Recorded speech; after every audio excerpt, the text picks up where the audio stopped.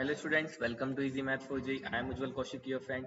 जो भी students IIT JEE की प्रिपरेशन कर रहे हैं उनके लिए हमारा चैनल बहुत यूजफुल है। तो आज क्वेश्चन है, एक group of student comprises of 5 boys and n girls. If the number of ways in which a team of 3 students can randomly be selected from this group such that there is at least one boy and at least one girl in each team is 70-50, then n is equal to। Okay, तो question में हमें given है एक group of students comprise of 5 boys. तो boys कितने given है?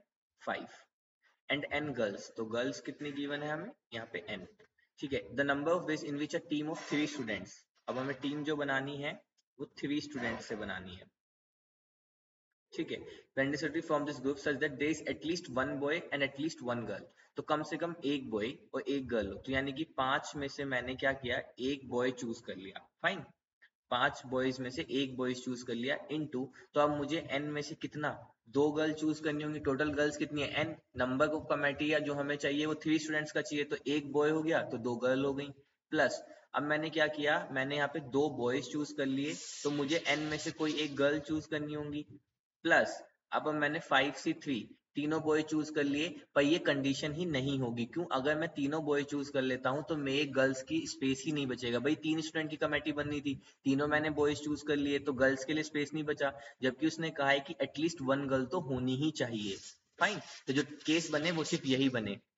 सो this is equal to nothing but, किसके equal दिया है ये मुझे? 750 के, 1750। So this is 5C1 into n, so this is nothing but 5 into n minus 1 upon 2 plus 5C2 is nothing but 10 into n is equal to 1750।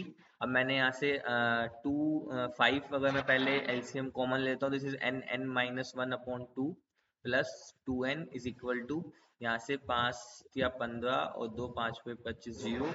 तो अब यहाँ से एलसीएम ले लेते हैं, n माइनस 1 प्लस ये हो जाएगा 4n इज इक्वल टू 700। तो ये हो जाएगा n square minus n plus 4n is equal to 700। तो ये हो जाएगा n square plus 3n minus 700 is equal to 0।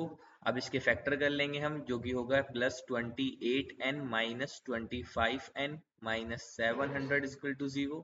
तो यहाँ से जो n की वैल्यू आ जाएगी, दैट इज n कॉमन ले लेंगे अगर हम, तो n प्लस 28 माइनस 25 कॉमन लूंगा, then n plus 28 is equal to 0। तो यहाँ से n की वैल्यू आ गई माइनस का 28 और 25। तो अब n नेगेटिव मेरा हो नहीं सकता, तो यहाँ से जो n की वैल्यू हो जाएगी 25। तो 25 is my right answer. I hope you are able to understand the video. If you have still doubt, you can ask to me in to the comment box. Thank you very much. Please subscribe the channel. Be happy.